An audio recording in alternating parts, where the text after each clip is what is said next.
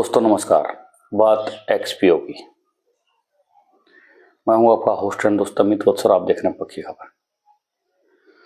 दोस्तों एक्सपीओ और रजत शर्मा अलग अलग नहीं है। रजत शर्मा ही एक्सपीओ और एक्सपीओ ही रजत शर्मा है। ये बात हो सकता है आप लोगों को समझ में आ गई हो।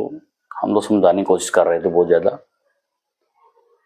दोस्तों पिछले एक हफ्ते में मुझे भी ये लगा था कि जो इम्प्रूवमेंट्स हुई हैं, जो अपडेट्स आई हैं, उसको देखते हुए कि हाँ सच में एक्सपीओ कुछ कर रही है। वरना उससे पहले की आप वीडियो देखोगे तो मैं लगातार एक्सपीओ के बारे में लोगों को अवेयर करने की कोशिश कर रहा था कि ऐसी कंपनियां जाती हैं वापस नहीं आती हैं, और आती हैं तो पैसा लेने ही आती हैं, देने नहीं आती। लेकिन उसके बावजूद भी एक हफ्ते से जो हम लगातार हमारे सोशल मीडिया के जो वॉरियर्स हैं, जो टेलीग्राम ग्रुप बना के बैठे हैं, यूट्यूब चैनल बना के बैठे हैं, या जिन साथियों से हमारी बात होती है, वो लगातार दावा कर रहे थे कि 24 से 48 घंटे में सब कुछ सही होने वाला है। लेकिन हुआ उसका उल्टा। अब जो चीजें सामने आ रही हैं उसको सुन के, उसको समझ के, उसको पढ़ के अपना माथा फोड़ने को मन करता है कि इस आदमी ने जो समय हमसे लिया है, पहले जो इसने 25 दिसंबर तक का समय लिया, उसके बाद जो 28 फरवरी तक का समय लिया, वो क्यों लिया था। जब उसके बारे में आप डिटेल्स में सुनोगे, पता करोगे, आपको पता मैं जब बताऊंगा तो आप आश्चर्यचकित तो रह जाओगे। आप शर्म से अपना मत्था पीट लोगे कि इस आदमी पे हमने विश्वास किया है। लेकिन ये निर्लज्ज, दुष्ट, चोर आदमी, इसको बिल्कुल शर्म नहीं आई कि जो लाखों की कम्युनिटी जिसको भगवान के रूप में पूजने लगी थी, इसको सबसे बड़ा अपना आइडल मानने लगी थी, उस कम्युनिटी को धोखा देके भाग गया। और उसने 3 से 4 महीने तक अपनी पूरी कम्युनिटी को गुमराह किया है।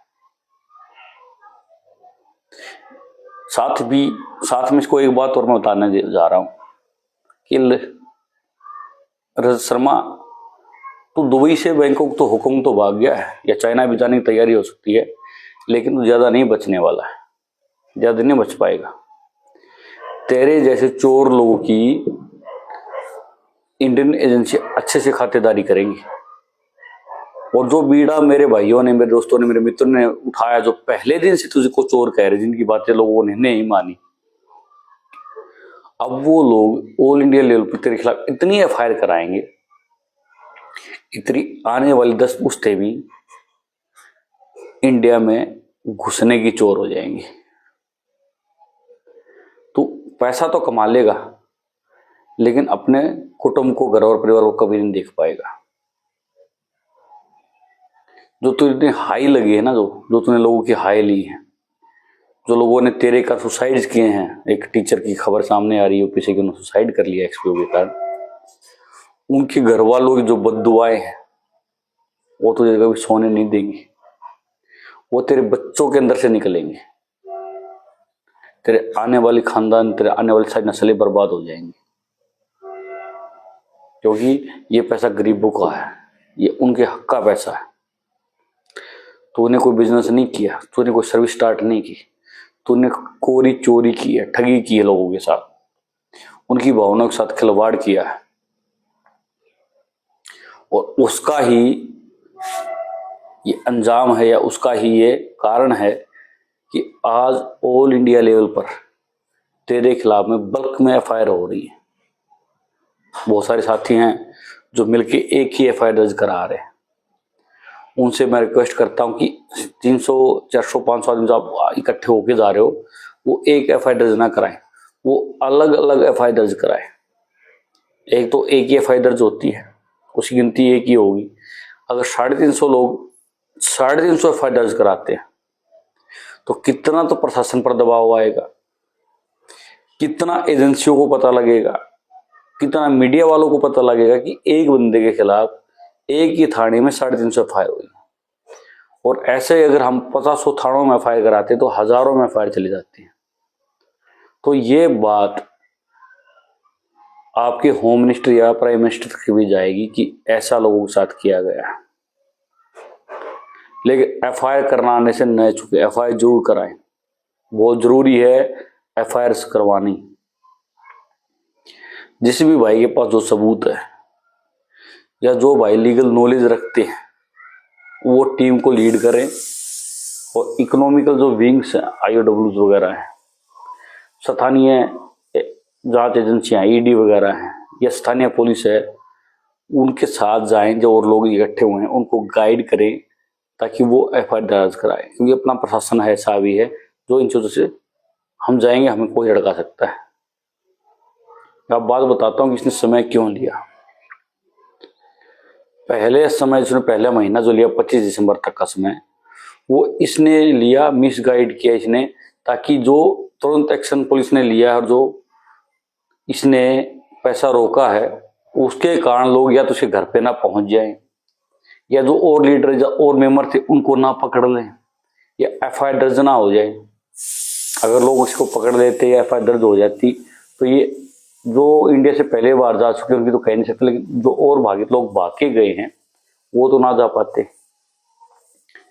या फिर इसको जो भी अपनी प्रॉपर्टी वगैरह बेचनी थी या बाहर लेने का जुगाड़ करना था, वीजा वगैरह लगवाना था, वो जुगाड़ करना था, वो ये नहीं कर पाता।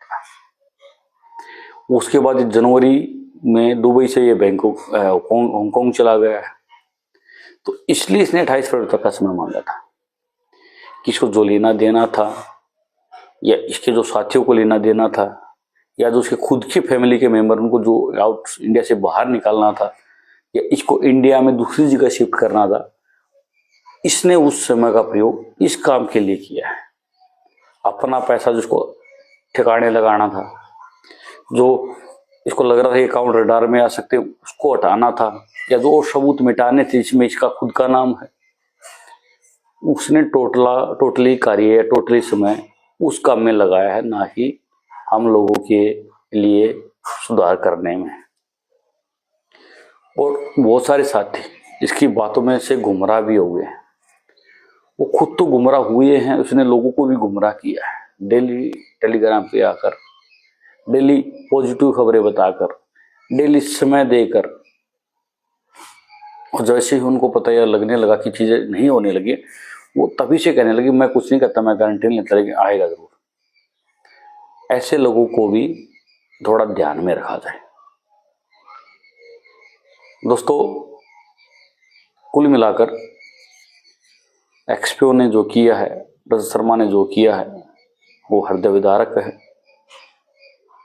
समझ से परे है, और ऐसा कांड किया है कि आज के बाद कोई भी आदमी किसी पर विश्वास नहीं कर पाएगा। खैर दोस्तों, जिस हिसाब से पब्लिक जागी है और उन्होंने एफआईआर दर्ज कराई है, उम्मीद यही है कि भगवान न्याय करेगा। और कहावत भी है कि उसकी देर है पर अंधेर नहीं है। उसको साला यहाँ भर्ती की अदालत से तो बच जाएगा, लोगों की अदालत से तो, लेकिन भगवान की अदालत जान उसको देनी है, उसकी अदालत से नहीं बच पाएगा रजत शर्मा। नमस्कार।